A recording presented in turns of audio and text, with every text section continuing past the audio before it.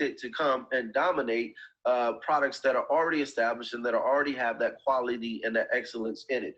We strive to create things that are considered the best of the best, as do a lot of countries do. And so when you create a product or when you create something out there, when you market it, one of the things you can market is the fact that it is excellence, that is superior quality, that it has a level that hasn't been reached before. But whatever you do, make sure if you're marketing it as a good quality product, that it is actually a good quality product, or that word of mouth will come bite you, even if you didn't hope that word of mouth would work against you or for you. All right. So is it edgy? Is it sexy? Is it compelling? Like, what is drawing people in has to be really highlighted.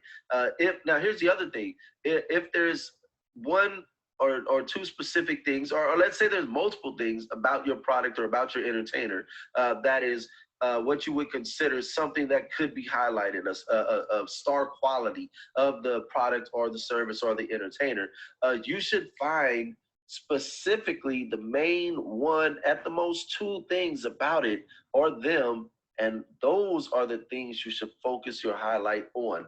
Because if those are the things that seem to gather get most people's attention, then that's what you want to make sure that you show everyone, that you highlight to everyone. And that way, for those that didn't quite catch it, as soon as they see it, they draw interest into it, because that's the most compelling or that's the most edgy thing about that particular item or entertainer. All right. And also think about what value does it add or bring to your audience? What maybe it's a song that people can identify with and it touches their hearts, or maybe it's a song that that, for instance, Logic did a song that was a phone number, and the phone number, as Aaron did his report in class, the phone number was the 1-800 hotline for suicidal prevention, right? That was something that had value. That song had value, and it's what really compelled his level of notoriety to a whole nother level, because it was something that spoke to people, and it was something that drew people in, and a lot of people needed it, and a lot of people wanted it. And so when he gave it to him, when he created that song and they put that phone number on there, it had an extreme amount of value, and it still does to this day, because to this day, suicide is definitely one thing that is a big problem. Depression, a big problem here in the United States. And so that song will have value for a long time, which will keep his fans and followers coming back, hopefully, to hear his music and understand that he cares about them more and more and more. All right, so long story short, why should they be paying attention to you? And what are you giving them that makes it worth them paying attention to yours instead of somebody else's products or music or movies or whatever it is that is similar? All right, so when you build your content, you want to, like I said, appeal to the people. So like, what lifestyle do you offer? Does this product or service offer them? What life experience? Oh man, life experiences mean the world. I can't remember if I told you guys this story before, or was it another class I told? But when we did the Elvis Crespo concert at the House of Blues a couple years ago, right? At that concert was one of the dopest experiences that I'll never forget. During the show, you know, when they're switching from one song to another, there was like this brief, not even, 5 seconds of silence before the next song was about to begin. And someone in the crowd, right center of the front, in the front row, right in the center of the stage, somebody's phone started ringing. And it was an audience member, but it was like right in the front, mid stage, right? And so their phone started ringing during that dead silence. And Elvis Crespo looks at the person, the lady whose phone was ringing, and you could tell she was just so embarrassed because, yeah, it's drawing attention to her. Elvis Crespo looks at her and he says, "Answer the phone." And at first she kind of hesitates, like, no, answer the phone. And he gets off the stage. And the crowd, the House of Blues was packed. It was at least 2,000 plus people there. And he gets off the stage.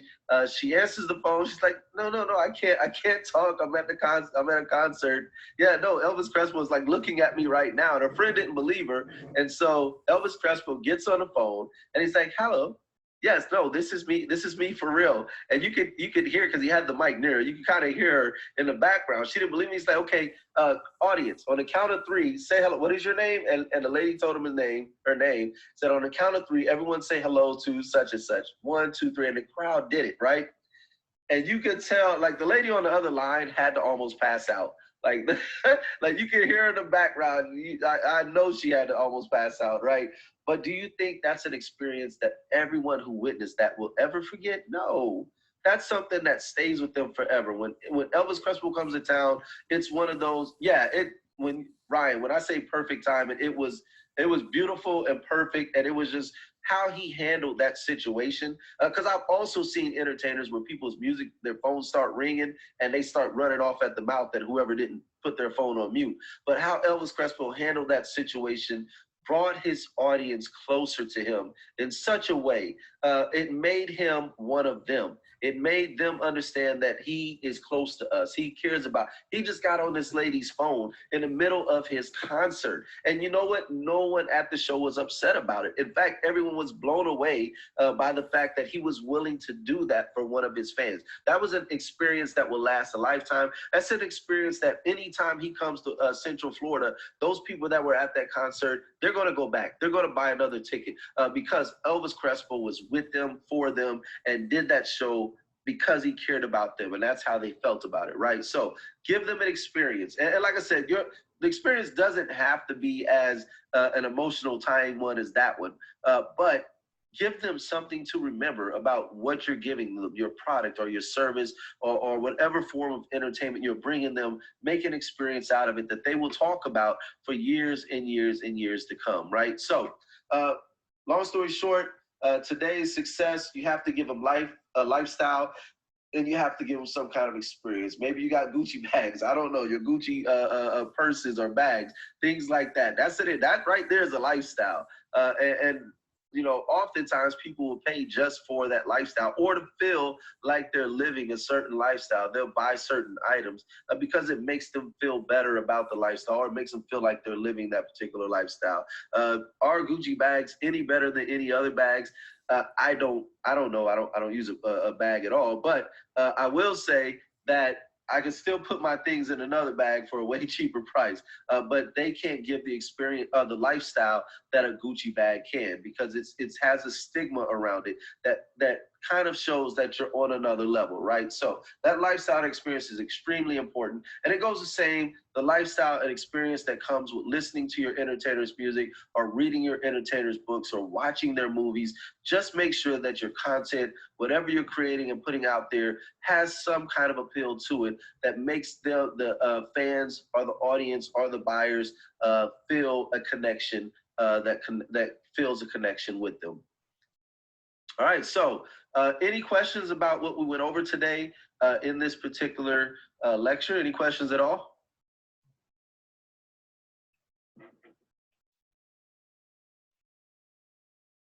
Not at the moment. All right.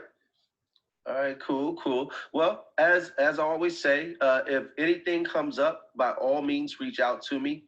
Oh, Aaron, hey, how you doing? I didn't even realize you were here. I'm glad you made it to it. I'm glad you made it in here. All right. Um, I'll give you the archive for those and for this one tonight, Aaron. But I'm glad you guys got to listen. Aaron, don't worry. We're going to wind up talking a lot of this stuff over again in class because I want to make sure that it's something that is instilled. So we're going to go through a lot of this stuff in class. But I will send this to you so you at least are able to do review it yourself.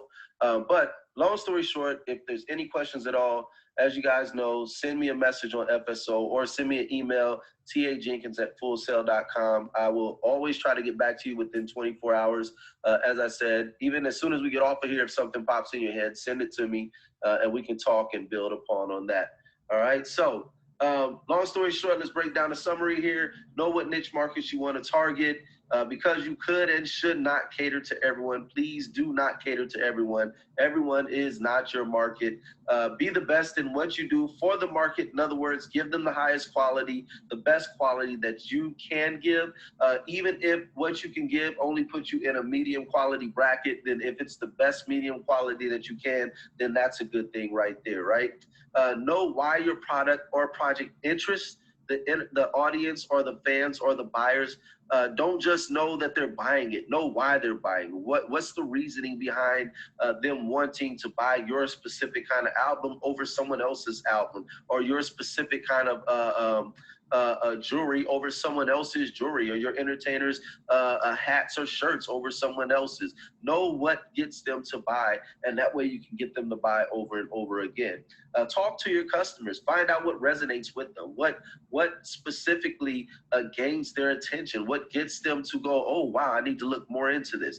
All right. Talk to your audience. They're out there. You can find them on social media platforms all day long and have full conversations in group chats, in specific pages. They're easy to find. I'm pretty sure you can find a group for almost every single thing you can think of, especially in entertainment. But even outside of entertainment, there are still many groups that are on these social media platforms that you can tie into. Find the forums, have a conversation, talk to your people. All right. Find them wherever and however they like to interact. And once you find them, talk to them how they like to be spoken to. Don't talk quantum physics to a group that only wants to talk sports, right? Because you're not going to go anywhere. But also, don't talk sports to a group that only wants to talk about a certain genre of music, because they're not going to pay attention to you either, right? All right, so give them a superior value for everything that you offer them, and repeatedly remind them of your incredible product. Listen to me. When I say repeatedly, you need to be talking about your product, or marketing your product, or promoting your product to the point where even if they don't like you guys ever listen to a song on the radio and think to yourself, this song sucks, but within a week of hearing it, you're singing the lyrics? Has that happened to any of you guys?